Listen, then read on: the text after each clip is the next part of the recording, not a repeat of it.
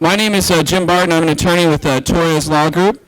And, my clients include the Arizona Democratic Party as well as the Plumbers and Pipe Fitters Local 469, International Brotherhood of Electrical Workers 640. I do the political work for both of them. I do the work for UFCW 99. So I have great clients there. And I also do some work for other groups. My most recent sort of victory that I'm still kind of touting around is that my firm represented the Prop 206 campaign to raise the minimum wage.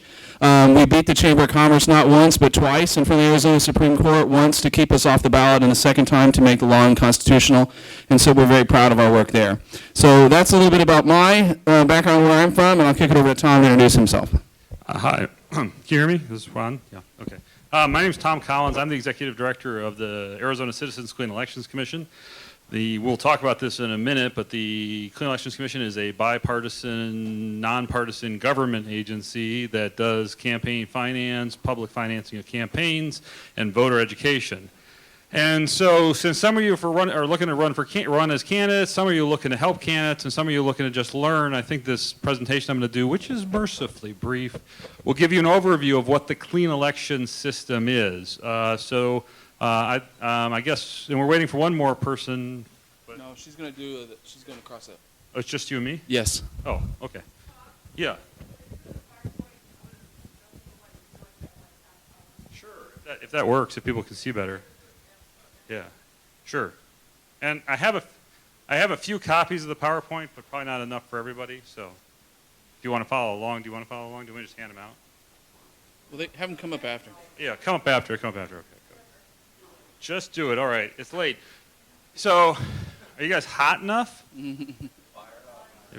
mean, I'll tell you what. One of the pieces of political advice I learned when I was a political reporter at our Capitol 20 years ago was, when the heat is hot, you turn up the heat.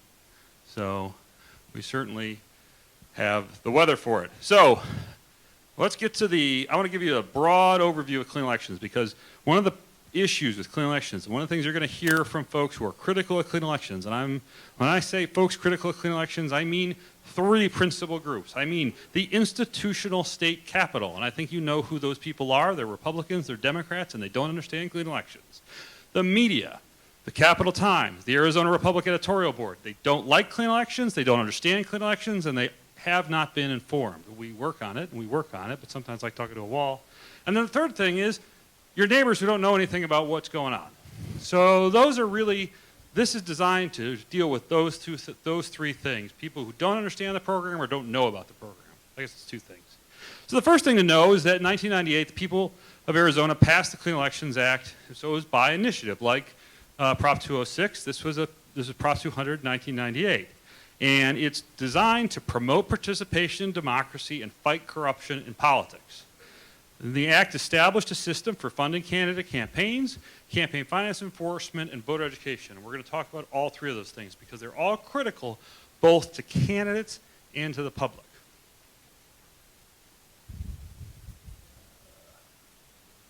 So the first piece we'll talk about, and we'll get into more detail about this later, is voter-driven financing.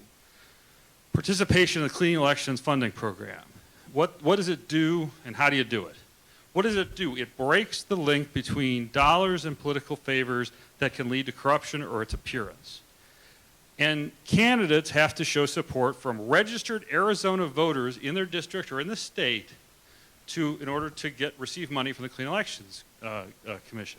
Candidates also have to reject PAC money and agree to debate their opponents. Candidates receive a limited amount of money from the Clean Elections Fund. Now, why do these things matter? Number one, these are actual Arizona voters. So let me give you the arguments you'll hear from folks who don't like clean elections. Raising money from lobbyists and PACs is how I show I'm viable. Well, wait a second. I would have thought that getting contributions from voters who actually live here, who are actually registered to vote here, would be a pretty good sign of viability. And the fact that clean elections candidates win is a pretty good argument in favor of them being viable.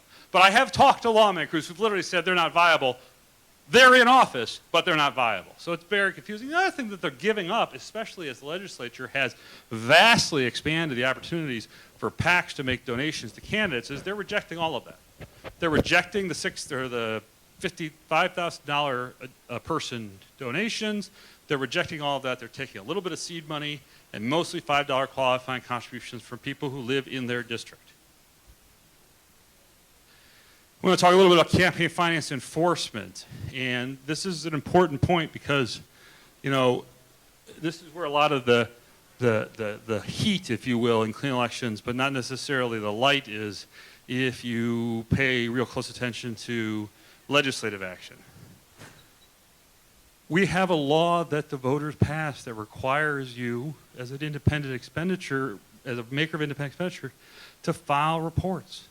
It doesn't matter if you're a corporation, it doesn't matter if you're a PAC, it doesn't matter if you're an unincorporated association. And so the voters of Arizona recognized in 1998, fully 12 years before Citizens United, that you were going to need to have a reporting requirement that had nothing to do with your entity. And so you will hear from people who oppose clean elections, how can clean elections do this? But no one ever thought of corporations donating or spending money on elections until 2010, or 2010. The answer to that question is, it's in the law. And it's in the rules the commission passed in the early 2000s. We also limit contributions to all state and legislative candidates. What does that mean?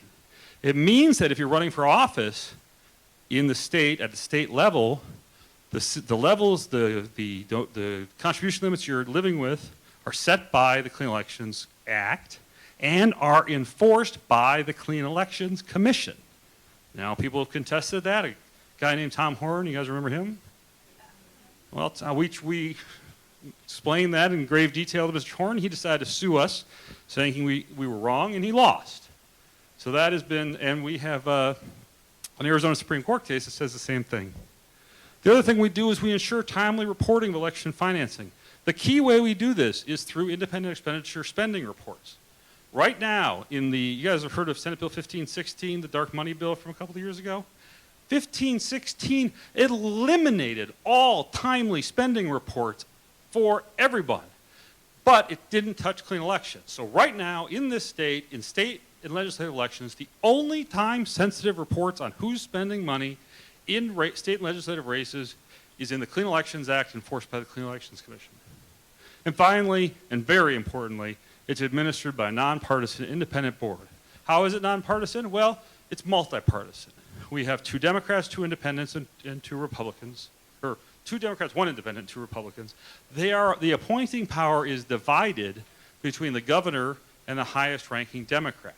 So we have a strong history of bipartisanship. I want to talk about voter and public education because this is really important. If you look at what Maricopa County's got out there in terms of what they're doing, we're working with them to help ensure that people understand what their changes are going to be.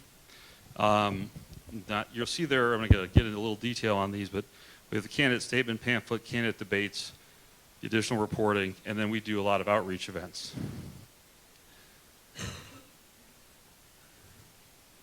Okay.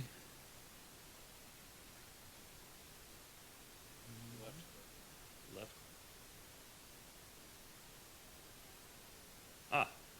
So, the voter education guide. This pamphlet contains a 200-word statement and a picture of each statewide and legislative candidate. We issue 3.8 million guides automatically to every household with a registered voter.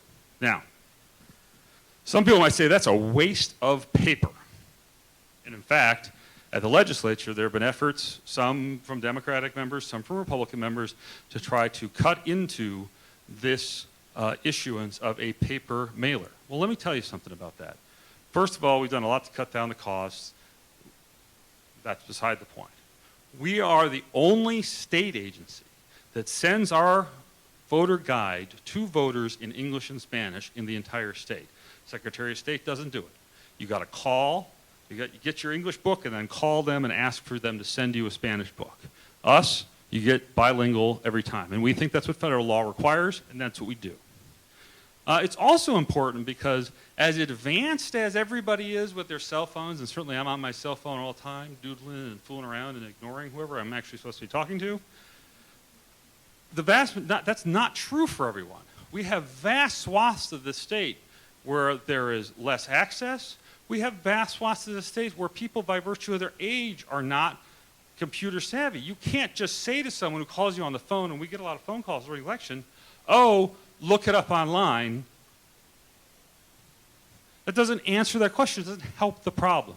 So we believe strongly that this program of continuing to issue paper mailers to every district in the state in English and Spanish is an important part of real voter education. We also do candidate debates. We sponsor debates for all candidates, whether they participate in the public financing program or not.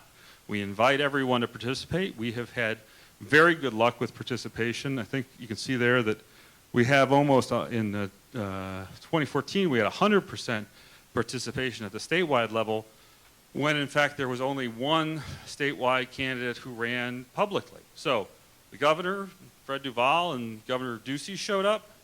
Attorney General Brnovich and his opponent showed up. I guess the CorpCom folks were running clean, so maybe it was two. And so we have a strong track record. But when you're thinking about activism, that doesn't necessarily mean it's going to stick. And let me give you an example of this. None of the Democratic candidates for Attorney General or Governor are running clean. Now, they have their reasons for that. I'm happy to talk offline about what I might think about that strategically. But what it does do is it means that it will be up to them and up to Governor Ducey or up to them and Attorney General Brnovich to decide to actually participate in a statewide debate broadcast on public television. So this year will be a challenge to see if we can maintain the kind of participation we have, because that's an important tool to make sure that folks actually who have access to, it's important to us to work with public television rather than, anybody else, because we think that that reaches the most people in the most neutral way.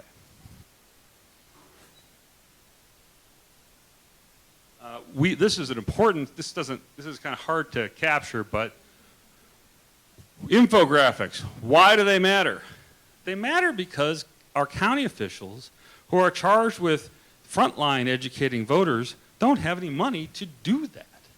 So one of the things the commission has recognized over the past few years, and as a candidate you need to know this, and as a person working in the system you need to know this, is supplying information to our local county officials and working directly with them to ensure that the messaging is correct, concise, and available in all of the languages it needs to be available.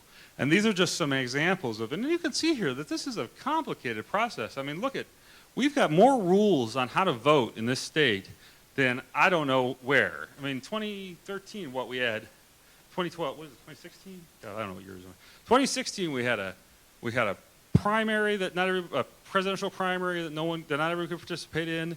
We then had a referendum everyone could participate in. Then we had a primary where independents had to pick a ballot. Then we had a general election everyone could participate in. That's 3 different sets of rules for 4 elections. So what we've tried to do, and when you see these up close, they're a little more simple, but is try to provide stuff to counties and cities that they can put out so that folks are getting a consistent message about how to participate as voters.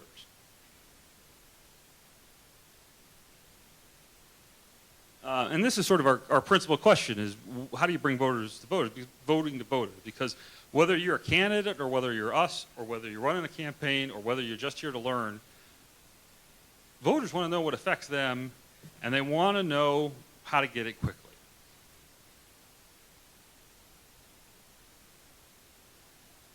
So we've developed a number of different tools for that. We have a Clean Elections app. You can download it now on iOS. It should be ready for Android this year. One of the things we tend to do, because we have the luxury of being a non-elected official, is we don't have to have a splash and put out something that doesn't work because we want a headline. So we soft launch our products, make sure they work, and then we start talking about them. And so that's live. That you can put on your phone now, and that is and we're continuing to improve that. Candidate Compass is on our website. This is an interesting little project here. We worked with ASU's Morrison Institute to develop a set of questions that we thought candidates wanted to know the answers to.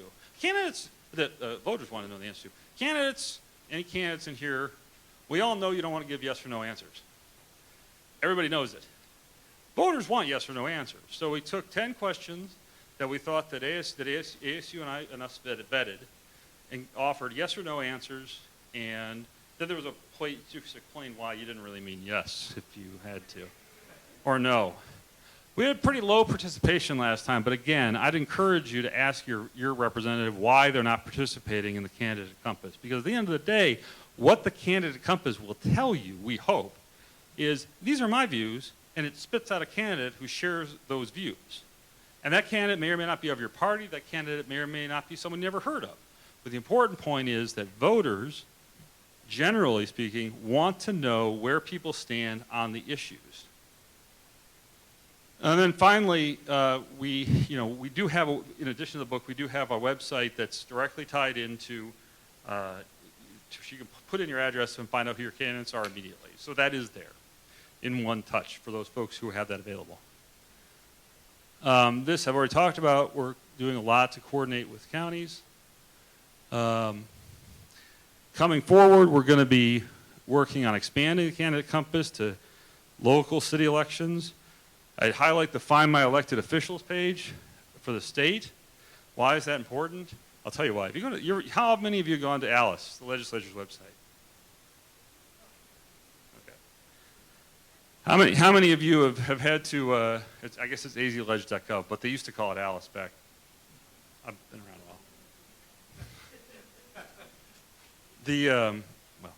Anyway, so have you ever tried to find your own legislator on Alice? Here's what they do. Let's just tell you what they do. You have to go in, get exported to the IRC's website, put in your address. The IRC will spit out a district. Then you have to go back to the legislature's website, scroll down, find your guy's district, and then you get how to contact him. With our system, and it's the only system in the government that does this, you put in your address, it'll tell you who your representatives are. Boom, one step. It's amazing to me that after 20 years of the legislature being on the website, it takes Clean Elections to create a tool that actually does something that actually gets you in contact with your legislators. And I think it tells you something. We do a lot of work with our website, media, and all these other things. All right, let's talk a little bit about the Clean Elections Fund so I can wrap this up and get into some questions. Big myths about the Clean Elections Fund. The Clean Elections Fund is not coming from the general fund. We're not taking a dime from schools. We're not taking a dime from public safety.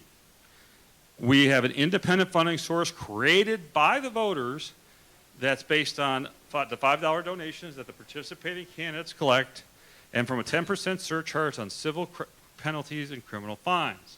Now, that issue, some of you probably say, well, I don't like those kind of surcharges because there's a lot of folks who don't like those kind of surcharges. The reality is that the Clean Elections Act was passed by the voters and is protected by the Voter Protection Act.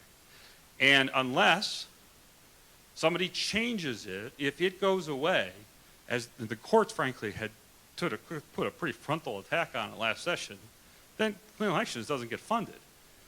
So whatever you think about the other surcharges that are out there, the choice that the voters made in '98, if you believe in this program, and you are also concerned about poverty and the effect of surcharges on poverty, we amount to something like 12% of the total amount of surcharges compared to all the other surcharges that are out there.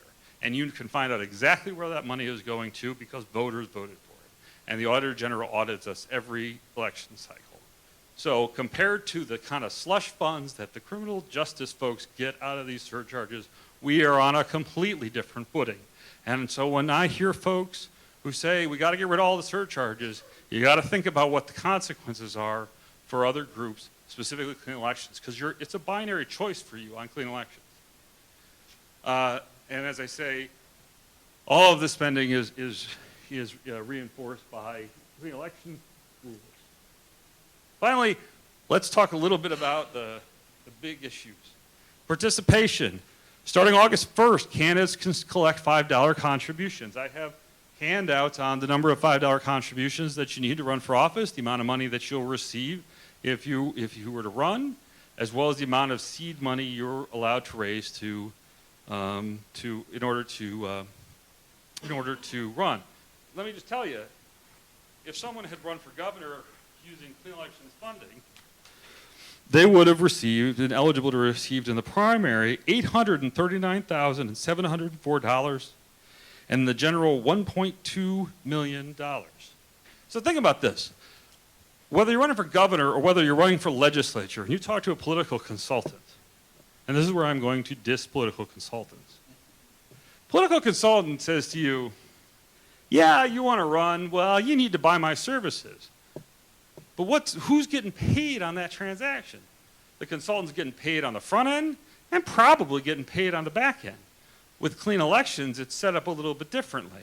It's not consultant friendly, but talking to a consultant about running for office is like talking to a car dealer about whether or not you want to buy a new car.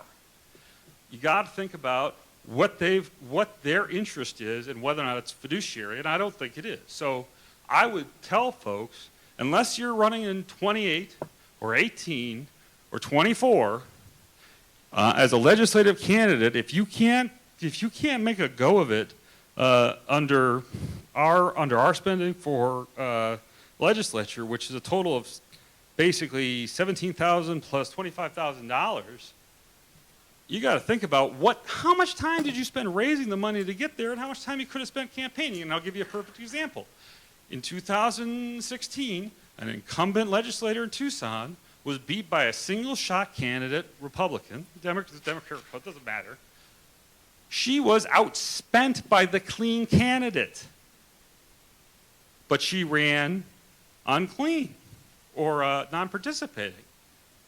I think that shouldn't happen. I think that folks need to evaluate Clean Elections based on the circumstances of their race, not on the circumstances of their consultants. A couple other things. On the enforcement piece, you're allowed to talk about dark money. I'm sure you've heard about dark money in other venues here today. I want to say a few words about dark money. Clean Elections is the only agency in the state that is actually doing something to enforce against dark money groups. Right now, you can go to our website, there's the link. You can read about our action against the Legacy Foundation Action Fund, which is an Iowa outfit that spent money against Scott Smith back in 2014. We're currently at the state Supreme Court on that case. Somehow the folks of Iowa apparently thought it was very important for people to know about Scott Smith's record, and they didn't file any paperwork. So we've now been dragged, this is dragged through court for 4 years, but we're still working on it. And then the broader issue is the Governor's Regulatory Review Council. 2 weeks ago, the Governor's Regulatory Review Council issued a notice claiming that the Commission has no authority over independent expenditures or non-participating candidates. That is false. That is incorrect as a matter of law, and we have filed our own notice so stating. Why does this matter? First of all, for 20 years, the Governor's Regulatory Review Council knew that they had no business telling the Clean Elections Commission how to run elections because they're not the Clean Elections Commission. Then, lo and behold, in 2015, they woke up and thought, hey, we don't like you. But the people who are on the Governor's Regulatory Review Commission, let me just give you a little sense of what we're dealing with here. We've got a founding member of the Arizona Free Enterprise Club. We've got a former state Senate president who, if you all remember back in the 90s and the Republic's Invisible Legislature series, was directing lobbyists who to give campaign contributions to and who was on the bad list back in the 90s. We've got, we've just got a coterie of people who have no business judging campaign finance laws, period, let alone it's not their job. We'll see what happens next. We believe that they may have violated open meeting laws in the process of issuing this notice. We sent them a pretty, terse, I guess, for lack of a better word, letter, so stating. So as of right now, everyone in this room and anyone who talks about it, if you hear what about GERC, the Commission's position is, and has been now for 2 years, anything Girk says about the Clean Elections Commission is invalid as a matter of law. The Clean Elections Act supersedes anything Girk can do, and we are in the business of regulating traditional candidates just like Tom Horn. And again, I'll make a note about Tom Horn. If you saw what happened, his last case got kicked to another person.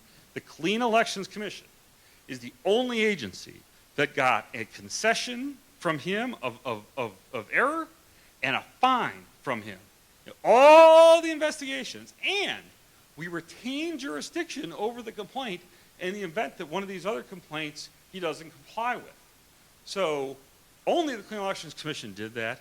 Only the Clean Elections Commission could do that because only the Clean Elections Commission is equipped with the expertise, the framework, and the independence to do it.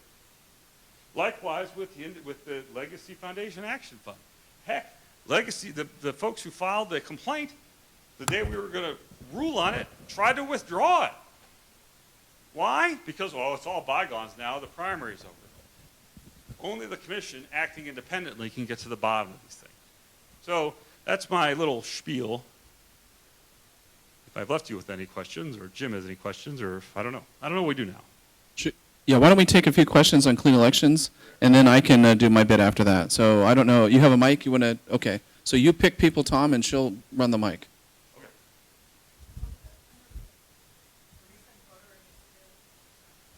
The recent voter initiative, what they did in the legislature recently, would that affect clean elections? Because that was dating back, right, 20 years? Well, they have to, in order to amend the Voter Protection Act, they have to go to the voters. So if they were to amend the Voter Protection Act and that happened, then that would change the circumstances of the protection of the Clean Elections Act, yes. But it wouldn't change it wouldn't change the existing act that was passed by the voters. Right. It would simply, if you change what the Voter Protection Act protects, then the legislature can make changes without as much of a hurdle as they now face. If that makes sense. Does that answer your question?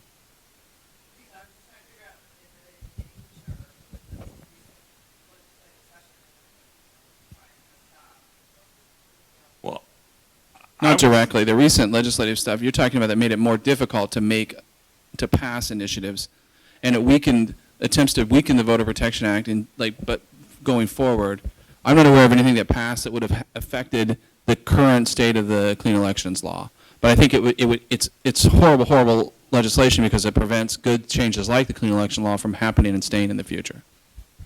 I would think that's true. The commission didn't make a position on that because it's more procedural, but as a practical matter, Jim is correct.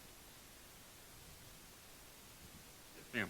I just want to know what percentage candidates actually run clean Sure. for the legislature. Sure.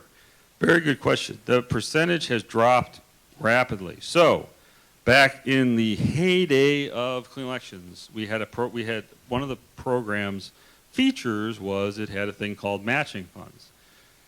And what matching funds did, and both Jim and I worked on the matching funds case. Jim actually was the principal lawyer on that case.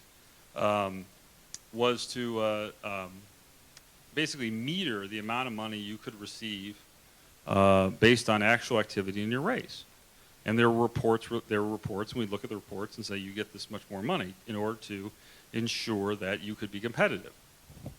The Supreme Court ruled that that was an unconstitutional burden on the folks who were spending more money. Now, that's Chapter 1. Chapter 2 is in 2012, the legislature gutted the formula instead of fixing. And so one way to look at that, as I look at it, is someone who says your spigot's broken, so you rip out all the plumbing in your house. Now, what does that mean? It means that candidates are receiving 1/3 of the amount of money that voters intended them to receive. However, inflation is still a thing. And if you look at inflation, and you look at even with the higher thresholds for campaign finance donations, candidates are not, especially at the legislative level, are not raking in the dough. There are particular candidates in the districts identified, 28, 24, 18, who are able to raise money because those districts are swing districts. They're almost little mini congressional districts. And there's the state level where you have folks like Governor Ducey who It's not a state secret, it's a prodigious fundraiser. But what you need to ask yourself is, if you're running, is what's my budget, how much do I need, and how much time am I going to spend dialing for dollars versus spending time with voters? And there's a study by a guy at Bard College that says exactly that folks spend more time campaigning if they're doing the public financing than they do fundraising, and that's to their benefit. I think if you talk to, you'll see Representative Salmon here today. She can tell you that in District 26, they walk door to door more than probably anybody else in the state, running clean, and were successful both in their primary and the general. So I think that question has become a glib answer that political consultants, Democrat and Republican alike, give to the press and their candidates to avoid doing actual analysis of what their candidates need to do, because they know if you're fundraising, you're giving them $1 and keeping $1, them $1 and keeping $1, them $1 and keeping $1. And that's a real problem. There's $800,000 for a person to run for governor that is going to be untouched. And I'll add one other thing on top of it. Oh, 20%. Yeah, from 60 to 20. I'm sorry. I apologize. I have a tendency to. You said it fell, I thought, what did it fall to? Basically, we're down about from 60 to 40, or 20 to 60 to 20, I would say, roughly. I mean, it depends. I have one more question. Please. Follow-up. From what I gathered from your presentation, the legislators hate the program because you actually regulate it.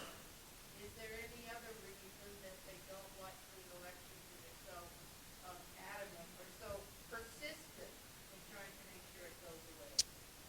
That's a very good question. So the question was, is there any other reason other than just us regulating legislators that legislators are so persistent in trying to get clean elections to go away? And I think there are two additional answers to that. One, this is a article of faith for members of the legislature and certain executive branch officers. It's not subject to analysis or discussion. It's just handed down from generation to generation that public financing is bad, independent enforcement is bad. They'd much rather have the police be elected, that kind of thing. I think the other thing that continues to keep them up at night is the same reason why the legislature doesn't ever want to give itself a raise. Clean election, so there's an argument in conservative legal circles that all these campaign finance laws are actually incumbent protection mechanisms, because incumbents are much more likely to be able to put together mailing lists to get smaller donations, right? Clean elections is the only definitively anti-incumbent campaign finance program that there is. And when we were at the Supreme Court, the late Justice Scalia laughed at that, basically. But it is a fact that if you look at the number of contested races when there was full funding versus now, it's a fact that there were more contested races and more incumbents challenged. And nobody who's running for office, I don't care if they're a Democrat or Republican, wants anybody to have access to anything that is not, to the resources to run against them. We've got about 20 minutes left. So Tom, maybe I can do some nuts and bolts, and then we can do questions. I do want to say the first step that you're going to need to make as a candidate is going to need to answer this question about how do you run. Do you run as a clean candidate or do you run as a traditional candidate? And Tom's got the handout out here of how much money you'll get as a clean elections candidate.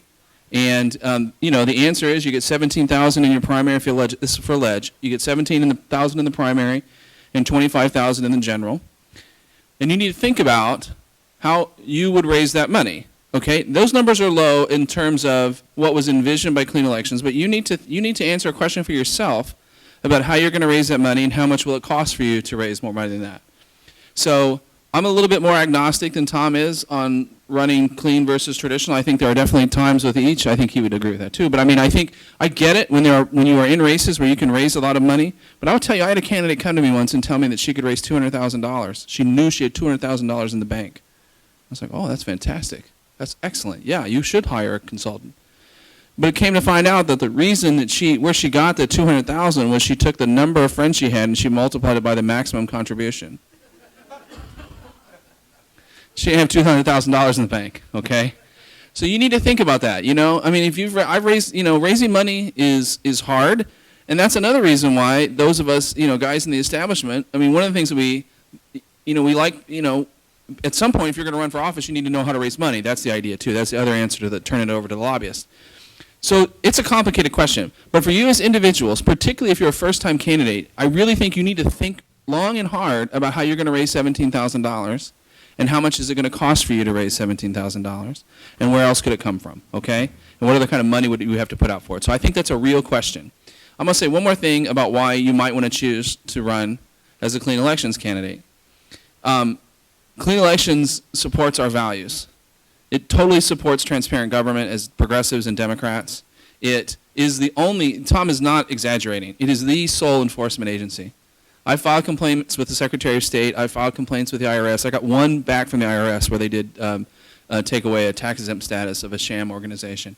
The Clean Elections is our sole enforcer right now until we elect a Democrat to Secretary of State, which we're going to do that obviously in 2018. But until then, the Clean Elections deserves our support for that reason. Okay. So now I just want to sort of go over some things, and I just want you to give you buckets of things to think about, all right? I'm going to try and wrap up here in about 10 minutes so that we can have 10 minutes of questions. But the first thing that you need to think about when you're running your campaigns is how are you going to get your money, okay?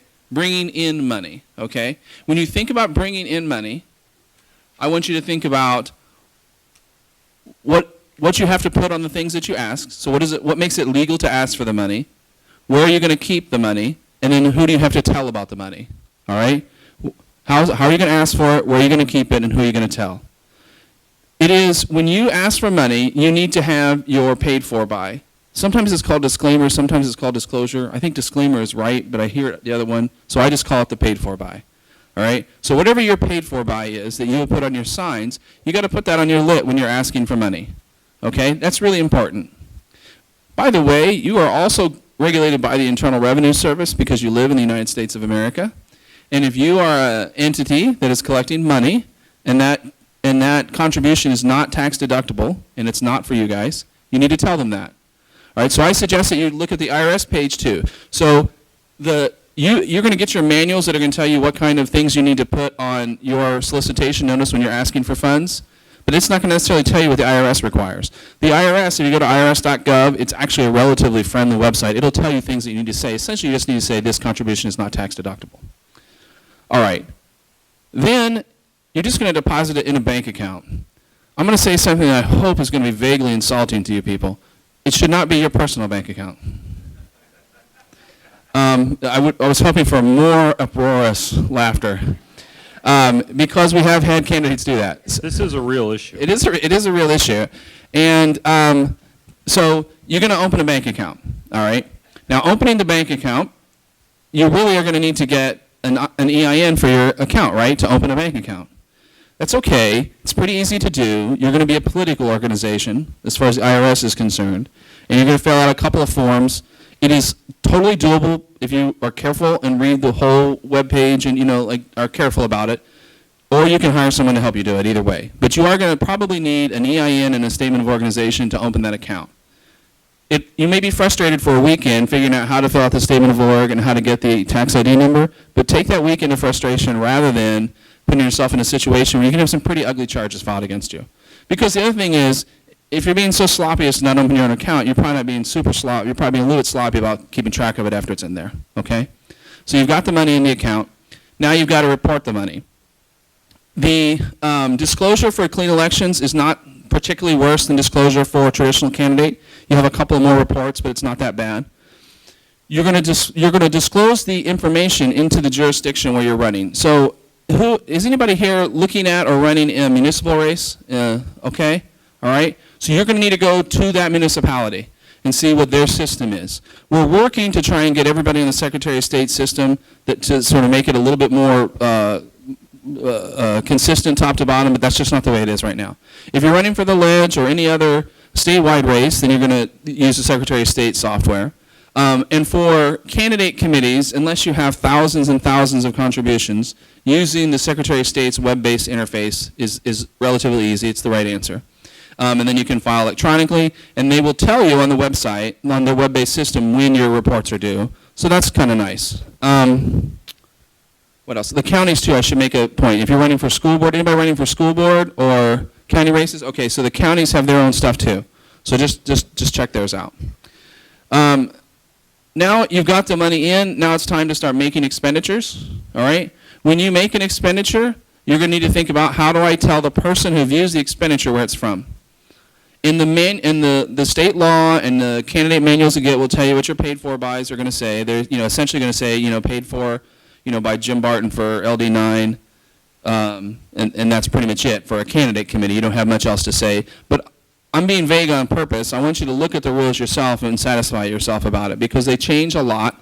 And honestly, the current guidance, which is given in the statutes, is a little bit confusing to me. And it seems like maybe there's more that you need to say, even if you're running as a candidate, like whether it's authorized by a candidate or not, and things like that.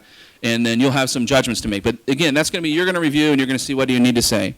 You're going to report your expenditures as often as you report your receipts. That's not a problem. But then you got to think about from whom. I'm sorry, I left out one thing on the other. I'll go back in a second. And then as far as is the expenditure legal or not, or do you have to worry too much about that? The time when you're going to have to think about complicated things is when you work with someone. That's probably what I think about the most often time, is when you spend together. Like if you get together for a mailer, all right, then you need to think about how we can allocate that right, and you just need to be honest with it. Honestly, I think disclosing campaign finance stuff is not rocket science. I don't think it's terribly complicated, but I think it's just a matter of just sort of being honest about it. I left off one thing about the income. I'm going to go back and pick that up. When you're thinking about where you're getting your money, you have to think about the sources of your income, okay? So if you're running as a clean elections candidate, then you can get money from people, the end. If you're running as a traditional candidate or a non-participating candidate, then you can get some from other sources, specifically political action committees. So these would be union PACs. So like the union PACs can contribute to you, or if a corporation has a separate segregated fund, a separate PAC, they can contribute to you. You cannot receive money from corporations in Arizona. You cannot receive money directly from unions in Arizona. All right? So if we think about 3 different organizations, Joe the Plumber, Arizona Pipe Trades 469 PAC, and Arizona Pipe Trades General Fund, okay? Joe the Plumber can give to you if you're clean or if you're traditional. Arizona Pipe Trades PAC can give to you if you're traditional, but not if you're clean. And the Plumbers and Pipe Fitters General Fund can not give to you whether you're clean or traditional, okay? So you kind of have to do this analysis. It gets a little bit tricky. Let me tell you, the other time when it gets tricky on this receipt stuff is if you're using someone's material or using someone's facilities, right? If you're using my facilities, I'm essentially giving you that. I'm essentially contributing to you. And so you need to make sure that that's either okay, that I contributed to you, and then report it as an in-kind contribution, or you need to pay me for it, and then it's not. Then it's fine. Then it's no contribution at all. Interject there. Yeah. If you were to go to the Arizona Secretary of State's website, and I don't actually have the site in front of me, but they have a campaign finance manual, and section either F or G of that manual has a section called Saving Costs on Campaigns. And there they outline under the current law different things that you can do that are neither contributions nor expenditures. So because they're not contributions, they're not expenditures, they're not reported and they're not limited. So they've outlined those in pretty good detail. The commission has some policy questions and legal questions about whether or not that's what the law ought to be and whether or not that, but we've put that aside for purposes of the election cycle, and that is in fact what the law is, and that's worth looking at. This is a section on, if you go to the Secretary of State's website, they have guidance on how to reduce the cost of running, is what they call it. If you look in the code, these are exceptions to expenditures. So for example, legal fees are not expenditures. So that's nice. You can pay me all you want, you don't have to report it. Fees. Yeah, a drawer in Delaware could pay Jim's fees, and that'd be fine. And I would prefer it if we start doing that. Let me say one thing about coordination, and then I'll take questions for 10 minutes. Coordinations is something you have to worry about.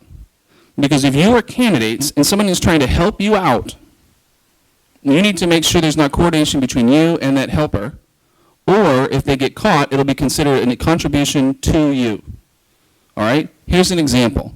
If you have someone coming up to you and says, we've got $15,000 that we really need to use for get out the vote somehow. So we're basically looking for some place to run this and try, and we're going to do some candidate work and get someone out. Can you tell me what districts you would like for us to run, what part of your district you'd like for us to do that in?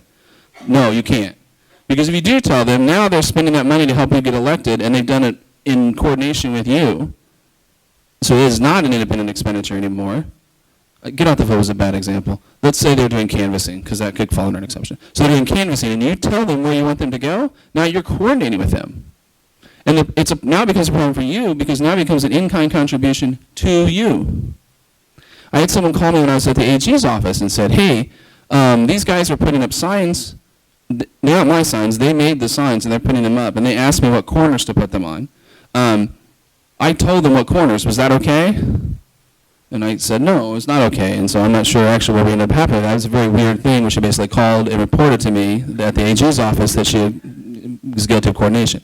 So you need to think about that.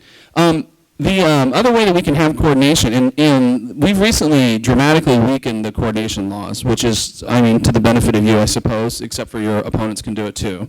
We've dramatically weakened those, but it's still clear that if you use non-public information to make the expenditure, and it's provided by the campaign, then that counts as coordination. So for you, and I said that in an unhelpful way because I'm used to thinking about being on the other side of it, on the guy who's doing the IE spending. But if you're whispering little secrets in the ears of people making independent expenditures, and somebody finds out about that, then that can be coordination, and that can be, again, attributed to you. And in these times, we're talking about oftentimes expenditures that would really blow the contribution limits, because if you think about it, if they're making independent expenditures, it would be as if the whole thing came from a single entity. All right, we have 8-ish minutes, so we can take questions from folks on any of the topics. Okay, Barb, but I told you not any questions that I have outstanding to you. I would not advise a candidate. This is a very, very good question, Barb. I would not advise a candidate to be their own treasurer. You can be your own treasurer legally. It's a terrible idea. In all seriousness, it really is. And this is a lawyer has a fool for a client or whatever, that kind of thing. So no, I would not recommend it.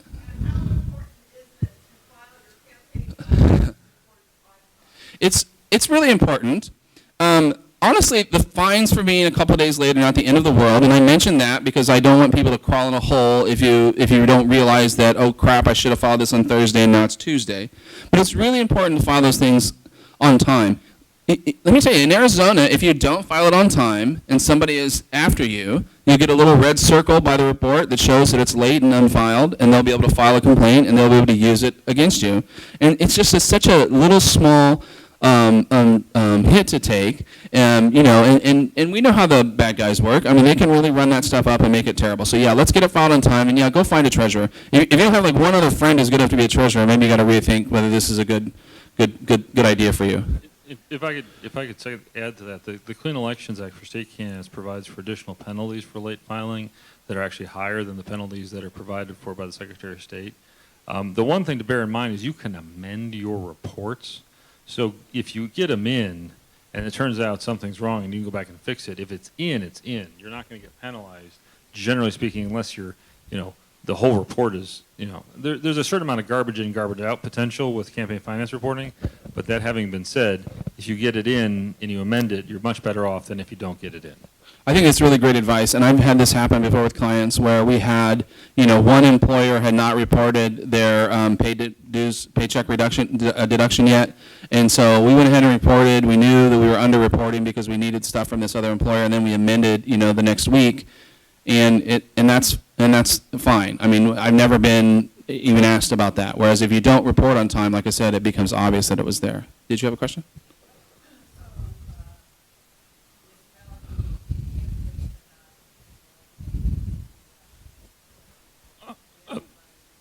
The question was whether or not municipal candidates are eligible for clean elections. There is a program in Tucson that is a public financing program. It operates differently from clean elections. It's older than clean elections. It dates back 30 or 40 years now.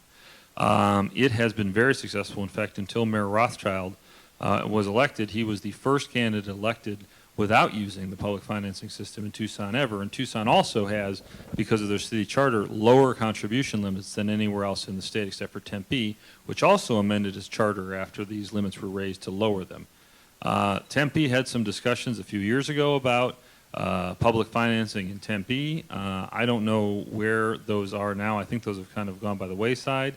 But Tempe did, an 83% vote, I think, by the voters, vote to amend their charter to lower the contribution limits back down to what they were before the legislature started raising them. So there is room for charter cities to make changes. Cities that are not chartered face a different legal challenge. So I think there's a lot of discussion at the national level. If you look at Seattle, you look at other cities, of looking at this at the city level rather than at the state level to start to develop some more proof of concept. Because, Arizona is lucky. We have 20 years. We're coming up on 20 years of clean elections. It's been an up and down journey. It's been a bumpy ride. But the fact of the matter is that this state has, despite its reputation for whatever you want to call it, has sustained this program through that process. And so, but I think folks are recognizing that that city governments have a reason for it. And frankly,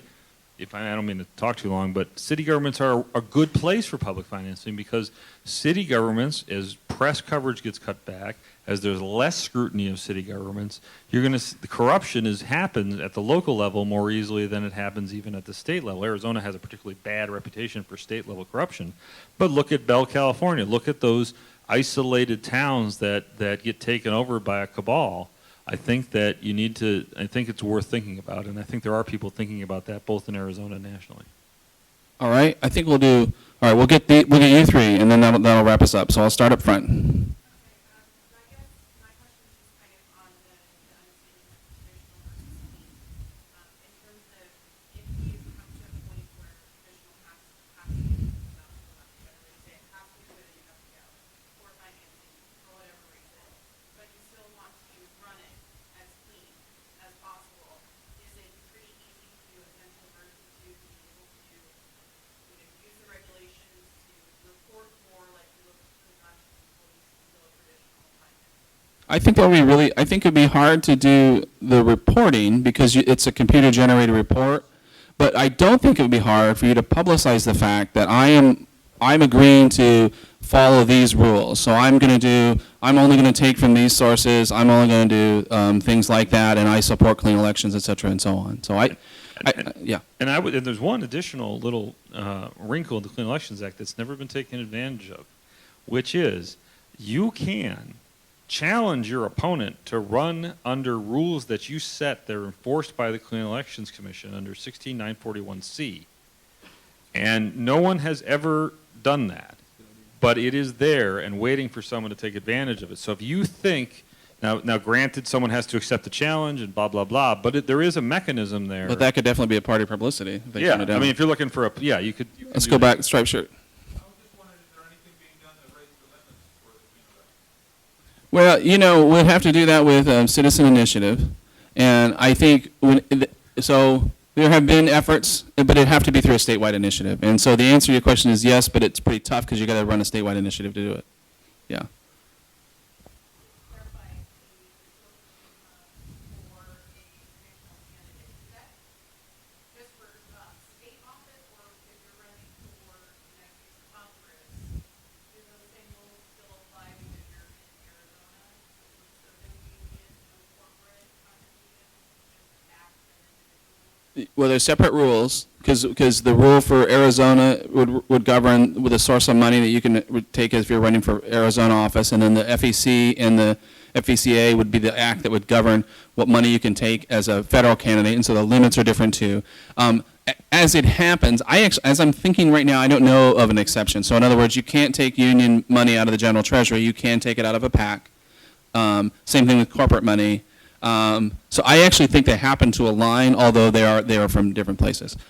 Did you have something? Yeah, no, that I think that's right. I mean, you need to always be careful because other states have very different rules on who can give what to whom. In Texas, anybody can give anything to anybody, And In Washington State, the unions can give it right out of their general treasury, so they don't even need to set up PACs. but generally speaking, yeah, Arizona right now is. But the other thing to bear in mind is that the next challenges to limits and the constitutional limits are going to probably come from challenge to the remainder, of McCain-Feingold, and at some point, if it's true, as was reported today, that Justice Kennedy is going to retire, we're going to see yet another, significant change, and it's not very hard to get from corporations or people to corporations can give to who they want to give to. All right, well, that's a joyful note for us to end on. It's right at 3:45. Tom and I will be up here if you want to ask questions. Thanks, everybody.